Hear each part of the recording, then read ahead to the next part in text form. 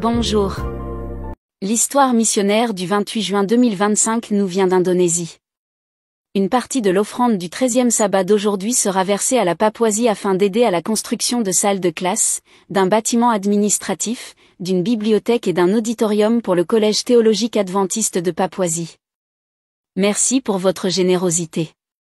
Cette histoire a comme titre « Miracle dans la jungle », deuxième partie. Je m'appelle Army. Je n'oublierai jamais cette montagne. Il fallait marcher 8 heures à travers une jungle dense, en empruntant des sentiers sinueux qui menaient au plateau de Papouasie, en Indonésie. Je n'étais qu'un enseignant missionnaire dans une école de la jungle, ni médecin ni guérisseur, mais quelque chose en moi me disait que je devais rendre visite à cette femme. Elle était tombée d'un arbre 7 ans plus tôt et ne pouvait plus marcher depuis.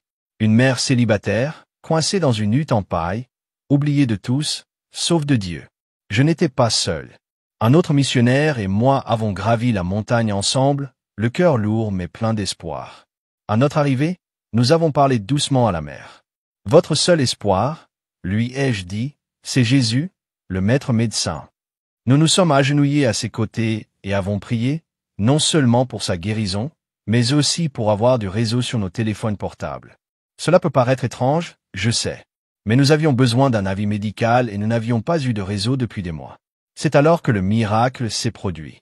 Quelques jours plus tard, alors que nous visitions un autre endroit isolé, mon téléphone a commencé à sonner. Au début, je l'ai ignoré, pensant qu'il s'agissait simplement de mon réveil. Mais il n'arrêtait pas de sonner. J'ai baissé les yeux, et j'avais reçu un email. Cela ne pouvait signifier qu'une chose, j'avais du réseau. Je me suis agenouillé. Seigneur, merci. Aide-moi à appeler la bonne personne, s'il te plaît.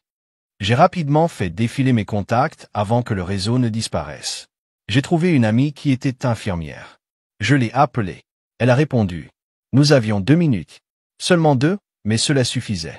Elle m'a expliqué comment nettoyer la plaie et comment utiliser les antibiotiques que j'avais dans ma maison de montagne. Après l'appel, le réseau a disparu, mais j'avais ce dont j'avais besoin. Pendant les 2 mois qui ont suivi, mon ami et moi sommes retournés chaque semaine dans cette humble hutte en paille. Nous avons nettoyé sa blessure. Nous avons prié. Nous lui avons donné des antibiotiques. Nous lui avons parlé de Jésus. Au début, elle ne savait pas qui il était. Prie celui dont le nom est Jésus, lui ai-je dit gentiment. Pendant que je nettoyais sa jambe, je lui racontais des histoires. Comment Jésus avait guéri les aveugles, fait marcher les boiteux, calmé les tempêtes. Les voisins se sont rassemblés, écoutant en silence, les yeux écarquillés. Semaine après semaine, le gonflement a disparu. La douleur s'est atténuée. La plaie s'est refermée. Et nous avons rendu toute la gloire à Dieu, car cette guérison dépassait tout ce que nous pouvions faire. Puis, nous avons dû partir pendant 1 mois. Mais nous ne l'avons pas oublié. Par l'intermédiaire des enfants de notre école, nous lui avons envoyé de la nourriture, des remèdes et des prières. À notre retour, je me suis arrêté net. Elle se tenait devant sa hutte. J'ai pleuré. Mon amie a pleuré. Elle s'appuyait sur une canne. Lentement, elle s'est avancée vers nous. Son visage rayonnait de joie. J'ai continué à prier, a-t-elle dit en gesticulant et en parlant dans son dialecte, et la douleur a disparu. Je crois que Jésus m'a guéri. Ce n'est que le début, lui ai-je dit. Continuez à prier. Continuez à croire. Bientôt, elle n'eut plus besoin de sa canne. Elle pouvait marcher. Elle pouvait cultiver la terre. Et ses voisins, ils étaient stupéfaits. Ils se mirent aussi à prier. Avant que je quitte la Papouasie, elle m'a dit quelque chose qui m'a profondément ému. Je ne veux plus pratiquer mon culte à l'ancienne manière. Puis-je me joindre à votre culte?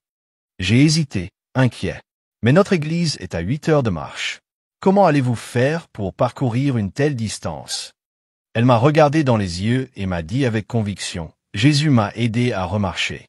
Je marcherai pour l'adorer. Et c'est ce qu'elle a fait. Chaque sabbat, elle a amené ses 4 enfants à notre école. Puis, d'autres enfants sont venus. Tout le village voulait connaître ce Jésus. J'ai appris quelque chose que je n'oublierai jamais. Ce qui est impossible pour moi n'est jamais impossible pour Dieu.